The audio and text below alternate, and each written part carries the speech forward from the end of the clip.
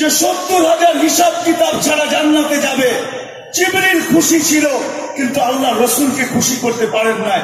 বলছে আমার সাহাবী তো 1.25 লক্ষ। জিবরিল কিয়ামত পর্যন্ত উম্মতের কি হবে? বলে আল্লাহ তো 70,000 দিয়া পাঠাইছেন, আপনি ভাবেন কি করবেন? তো বলছে আমাকে ভাবতে হবে। ওমর রাদিয়াল্লাহু তাআলা আনহুকে জিজ্ঞাসা করছে, ওমর 70,000 হিসাব কিতাব ছাড়া জান্নাতে যাবে, আমি কি মেনে নিব? তো বলছে ইয়া রাসূলুল্লাহ, সুযোগ আসছে, আমরাই তো 1.25 লক্ষ, কিয়ামত পর্যন্ত উম্মতের কান্ডারি কে হবে? আপনি যদি 70,000 মাইনা নেন তাইলে তো মাসলাই শেষ। আপনি মাইনেন না, আপনি বলেন বাড়ায় নিয়ে আসতে। তো জিবরিল দৌড়ায় গেছেন, দৌড়ায় আসছেন, বলছে 70,000, কিন্তু অপশন আছে, অপশন, সুযোগ আছে। কি? প্রত্যেক ব্যক্তি হাতে ধরে 70,000 নেওয়া যাবে। 70,000-এর প্রত্যেক ব্যক্তি কয়জন করে নেওয়া যাবে? কত করে? 70,000 করে। সন্দ্বীপের মানুষ কয় কোটি হইল?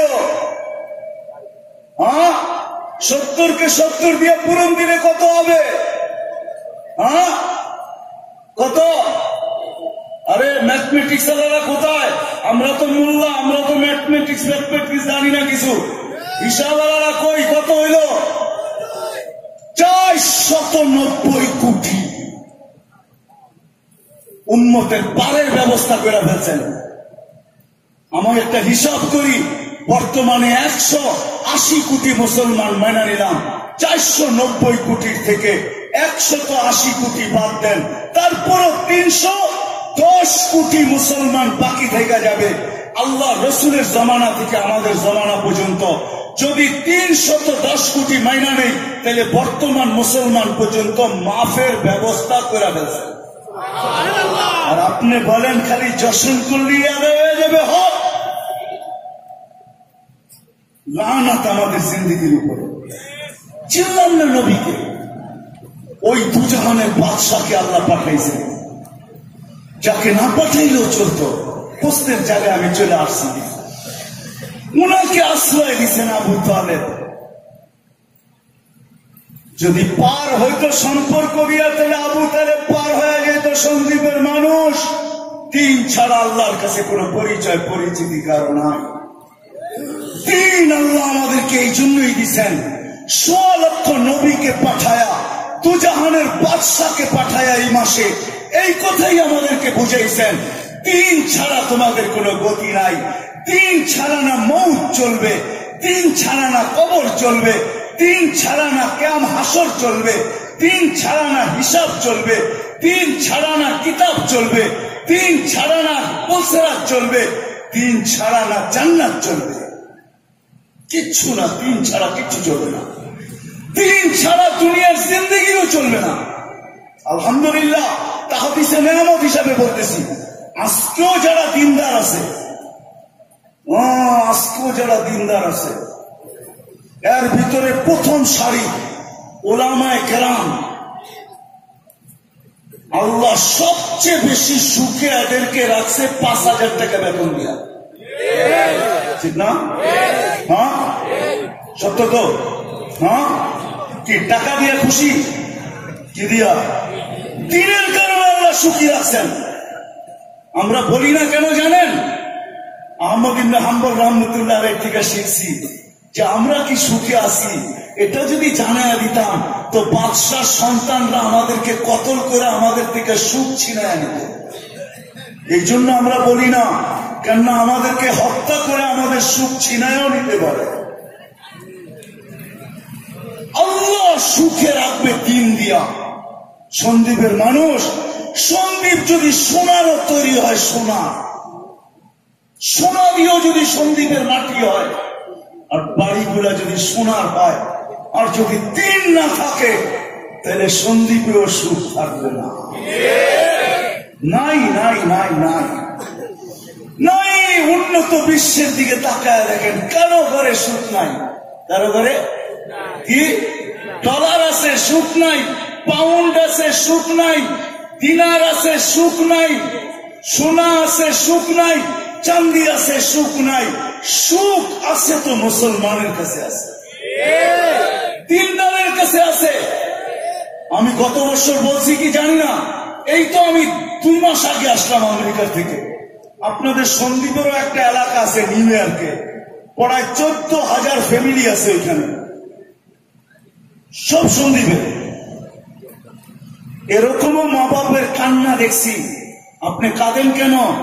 আমি জানতাম না আমার সন্তান আমাকে আমেরিকায় নিয়ে আসবে, আর আমি যে ঘরের একজন চাকর হিসাবে আসবো এটা আমার জানা ছিল না। আমি আসছি আমেরিকায়, কিন্তু আমার ছেলে আমাকে একটা চাকর হিসাবে নিয়ে আসছে। আমার ওয়াইফ আসছে আমেরিকায়, কিন্তু সে একজন কাজের বুয়া হিসাবে আসছে। কেননা সন্তানও চাকরি করে, তার স্ত্রীও জব করে, দুজনেই তো চাকরিতে চলে গেছে। বাচ্চাগুলা কে সামলাবে? তার জন্য একটা কাজের লোক চাই। কর্তাকে কে সামলাবে? তার জন্য একটা কাজের বুয়া চাই। আবার ওই পাশেই দাঁড়ানো আছে। বাপ হাসতেছে। কেন হাসেন? আমি তো আমেরিকায় নাই, আমি তো জান্নাতে আছি। আরে আপনি জান্নাতে নানি? আমার ছেলে আমাকে নিয়ে আসছে।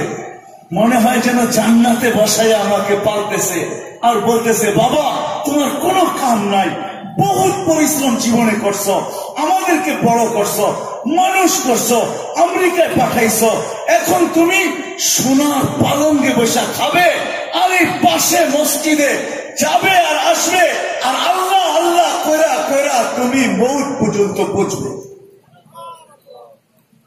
এটা দিনদারির কারণে দিনদারি। ওই ছেলে দিনদার, তো মা বাবাকে হক দিয়ে রাখতেছেন। আল্লাহ রসুলের কাছে যখন আসছিলেন ওই যুবক, বাপের অভিযোগ নিয়ে লম্বা হাদিস, লম্বা কবিতা, আল্লাহ রসুল টাকা পাঠাইছেন বৃদ্ধকে। যখন আসতেছিলেন আল্লাহ রসুলের দরবারে, তো মনে মনে কবিতা আবৃত্তি করতেছিল। সময় নাই এখন কবিতা আপনাদেরকে শোনাবো, 2-1টা শব্দ শোনাবো আপনাদেরকে, শুধু তর্জমা 2-1টা। আবৃত্তি করতে করতে আসতেছিলেন, জিবরিল আলাইহিস সালাম আয়েশা বলে গেছেন, যখন সালাম দিয়া ঢুকবে জবাব দিয়ে আপনি আগে কবিতাগুলা জিজ্ঞাসা করবেন। কি কবিতাগুলা মনে মনে পড়তেছিল? আয়েশা সালাম দিচ্ছেন, জবাব দিয়া বলতেছে, কবিতা বলো। বলে, ইয়া রাসূলুল্লাহ, এটা তো ঠোঁটেও আসে নাই, জবানেও আসে নাই, এটা তো দিলের ভিতরে ছিল, আপনি কেমনে জানলেন? তো বলতেছে, নব্বানিয়াল আলিমুল খাবীর, আল্লাহ আমাকে জানায়া দিয়েছেন। তো কবিতার প্রথম ছন্দ ছিল, প্রথম ছন্দ, যেদিন তুই জন্ম নিলি। বাপ বলতেছে ছেলেকে সম্বোধন করা, যেদিন তুই জন্ম নিলি ওই দিন থেকে আমি আমার বাচ্চা ছেড়া দিলাম। আমি আর আমার জন্য বাঁচতে শুরু করলাম না, তোর জন্য বাঁচতে শুরু করলাম। আমার সব কমতে শুরু করলো আর সবকিছু তোর ভিতরে যায়, তোর ভিতরে বাড়তে শুরু করলো। সত্য তো? হ্যাঁ।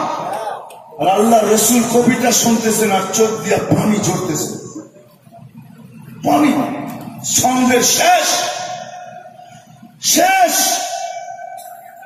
বাপ বলতেছিল, তুই আমাকে বাপই না মানলি, কমসে কম একজন প্রতিবেশীও তো মানতে পারতি, আর প্রতিবেশীর সাথেও তো ভালো ব্যবহারের উপদেশ আছে।